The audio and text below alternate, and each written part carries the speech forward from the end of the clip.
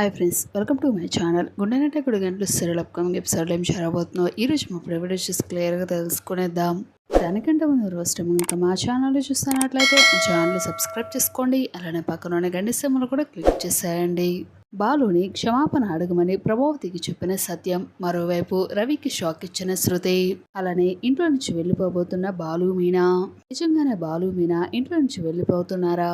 సత్యంతో పాటు వెళ్ళిపోతే మరి ప్రభావతి ఆపేస్తుందా? ఇంటి నుంచి బాలు మీనా వెళ్ళిపోతున్నారని తెలుసుకున్న రవి శృతి తిరిగి వస్తారా? లేకపోతే శృతి శాశ్వతంగా పుట్టింట్లోనే ఉండనుందా? అసలు శృతి రవికి ఏం షాక్ ఇచ్చిందో కనుక మీరు తెలుసుకోవాలి అనుకుంటే ఈ వీడియోని ఎక్కడ స్కిప్ చేయకుండా ఎండింగ్ వరకు చూసేయండి. అప్పుడు మీకు క్లియర్గా అర్థమవుతుంది.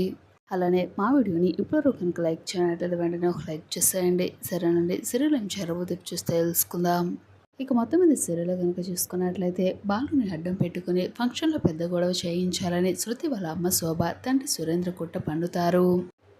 ఇందుకు తగ్గట్టుగానే బాలు మొదటి నుంచి ఫంక్షన్కి వచ్చిన సమయం నుంచి మౌనంగా ఉంటాడు. ఎవరితో మాట్లాడకుండా ఎవరు ఏమన్నా సైలెంట్గా ఉంటానని మీనాకు అలానే తండ్రి సత్యంకు మాట ఇస్తాడు.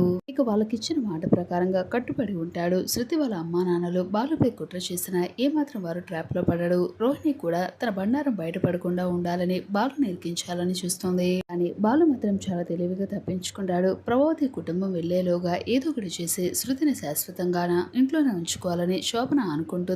అందుకోసం భోజనం దగ్గర గొడవ చేయాలని అనుకుంటుంది. సత్యంను అవమానించాలని అనుకుంటారు. కానీ బాలు తెలివిగా ప్లాన్ చేస్తాడు. శృతి తన మెడలోని పూలదండను తీసి తన బెడ్రూమ్ లో పెట్టేసి వెళ్లిపోతుంది. ఇక పూలదండకు శృతి చైన్ ఉంటుంది. అనుకోకుండా శృతి గదిలోకి వెళ్లిన మీనా పూలదండను ఉన్న చైన్ అయితే చూస్తుంది. మీనా ఎవరైనా తీసుకుంటారని తానే తీసి దాచి తిరిగి ఇద్దామని చెప్పేసి అనుకుంటుంది. ఇక అది చూసిన సురేంద్ర మొత్తానికి మీనా దొంగతనం చేసిందని నానా మాటలు అనడం మొదలు పెడతాడు. దాంతో ఫంక్షన్ లో పెద్ద గొడవ చేసేస్తాడు. మీనా దొంగ అని చెప్పేసి ముద్ర వేయడంతో ఆ మాటల కోపం వచ్చిన బాలు సురేంద్రతో గొడవ పడడం జరుగుతుంది. ఇక తర్వాత మీనా మంచి అమ్మాయి, తనకున్న బంగారాన్ని ఇంట్లో పెట్టేసింది. తనకు అలాంటి బుద్ధి లేదని చెప్పే ప్రయత్నం చేస్తాడు సత్యం అయితే ప్రభావతికి. కానీ శృతి వాళ్ళ నాన్న సురేంద్ర సత్యంపై మాటలు జారుతూనే ఉంటాడు. అంతేకాకుండా మీనాను కూడా దొంగ దొంగ అంటూ అవమానిస్తాడు. ఇక మీనా గురించి తెలుసుకున్న తర్వాత కూడా బాలు పైన ఫైర్ అవుతుంది. అందరూ ఇంటికి వెళ్ళిపోతారు. శృతి రానని చెప్పేసి అంటుంది. ఇక రవిని వదిలేసి వెళ్తారు. ఇంటికి వెళ్ళగానే ప్రభావతి బాలుపై చాలా రెచ్చిపోయి మాట్లాడుతూ ఉంటుంది. రాకపోతే నేను రాను, మీరు మొండికేసుకొని కూర్చున్నారు. వాడు వస్తే ఎంత పెద్ద గొడవ జరుగుతుందో మీకు ఇప్పటికైనా అర్థమయ్యిందా? ఇప్పటికైనా మీరు కళ్ళు తెరుచుకొని చూడండి. ప్రభావతి, అసలు అక్కడ జరిగిన సిచ్యువేషన్ ఏంటి, నువ్వు మాట్లాడుతున్నదేంటి, కొంచెమైనా అర్థం చేసుకోవా అని చెప్పేసాడు. మొత్తానికి ప్రభావతి మీద చాలా ఫైర్ వస్తాడు సత్యం అయితే. ప్రభావతి, అసలు అక్కడ పరిస్థితి ఏంటో నీకు తెలుసు కదా, ఆ సురేంద్ర గురించి కూడా నీకు తెలిసినా కూడా నువ్వెందుకు ఇలా మాట్లాడుతున్నావు? గురించి మాట్లాడకుండా మన కొడుకు మీద తప్పు పడుతూ బాలు గురించి మాట్లాడుతున్నావేంటి అని చెప్పేసి అంటూ మొత్తానికి సత్యం ప్రభావతి మీద అరుస్తాడు. నిజానికి మీనా వ్యక్తిగతం ఏంటో నీకు తెలియదా? ఒక మాట అనగానే తనతో ఉన్న బంగారం మొత్తం ఉరిచి మరి నీ చేతికి ఇచ్చింది. అలాంటిది మీనా తన భర్త కోసం చైన్ దొంగతనం చేసిందా అని నువ్వు ఎలా నమ్ముతున్నావు అని చెప్పేసి అంటాడు సత్యం. నాకు మాట్లాడించే అవకాశం మీరు అసలు ఇచ్చారా? నాకు అసలు మాట్లాడే అవకాశాన్ని మీరు ఏమైనా ఇచ్చారా? మీరే అంతా రెచ్చిపోయి మాట్లాడుతున్నారు అని చెప్పేసి అంటూ ప్రభావతి చాలా సీరియస్ అవుతుంది.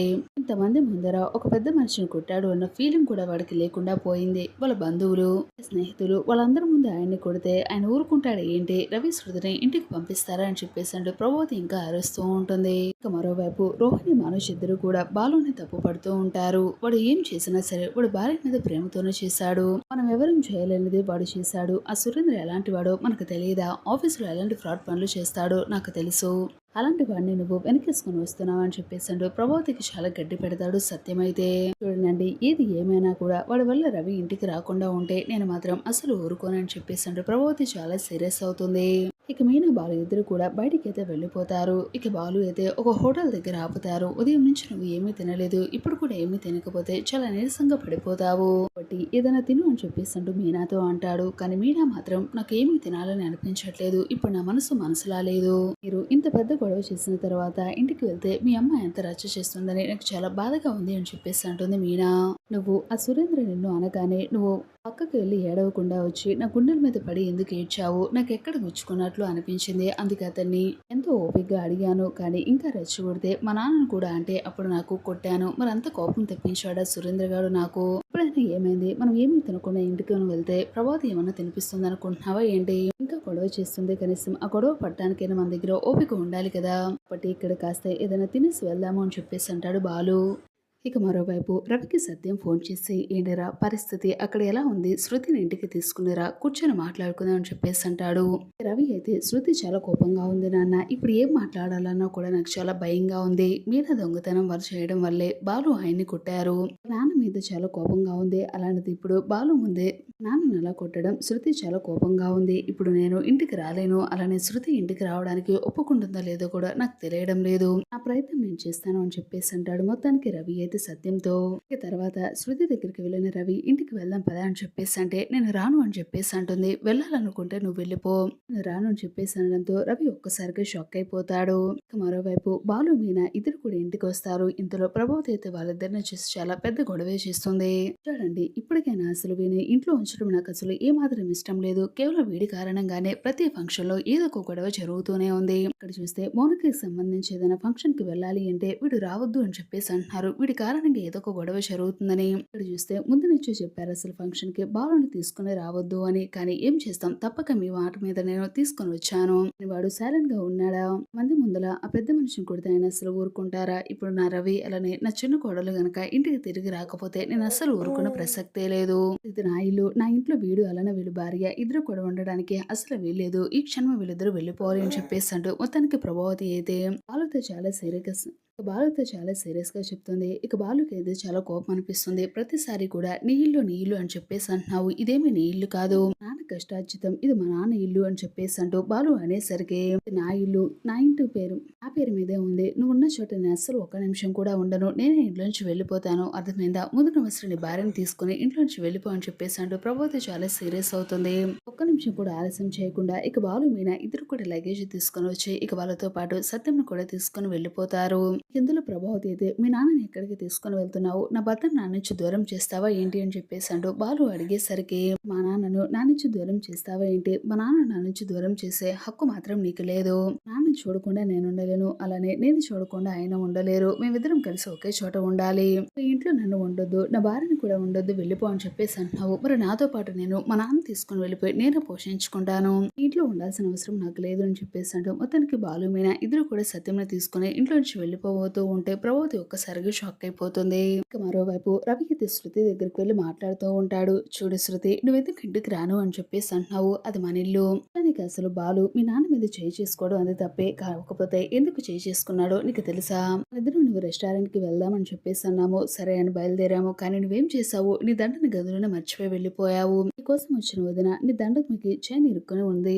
చైన్ ఇరుక్కొని ఉండడం చూసింది. ఇక ఈ చైన్ ఒకళ్ళు తీసుకుంటారు, అది తీసి దాస్తాము అని చెప్పేసి అంటూ ఆ చైన్ తీసుకుని భద్రపరుస్తూ ఉంది. ఇంతలో అదే టైంకి మీ నాన్న వచ్చి దొంగతనం చేస్తుంది అని చెప్పేసి అంటూ వదిన మీద నాన్న మాటలు అన్నారట. మీనా వదిన ఎలాంటిదో నీకు తెలియదా? తప్పుకు తన మీద నింద వేసేసరికి బాలు అన్న అప్పటికీ కూడా చాలా ఓపికగా పడ్డాడు. ఏ భార్యనైనా సరే అందరి ముందు అలా మాటలు అంటే ఏ భర్త అయినా ఊరుకోడు కదా, అందుకని మీ నాన్న మీద చేయి చేసుకున్న పరిస్థితి వచ్చింది. నిజానికి నువ్వు మీ నాన్నను కొట్టాడు అన్న విషయాన్ని చూస్తున్నావు, కానీ దాని వెనకాల జరిగిన సిచ్యువేషన్ మొత్తం నీకు తెలియదు. ఎలాంటిదో నీకు తెలియదు అని చెప్పేసి అంటూ మొత్తానికి రవి అయితే జరిగింది శృతికి చెప్పేసరికి శృతి ఒక్కసారిగా షాక్ అయిపోతుంది.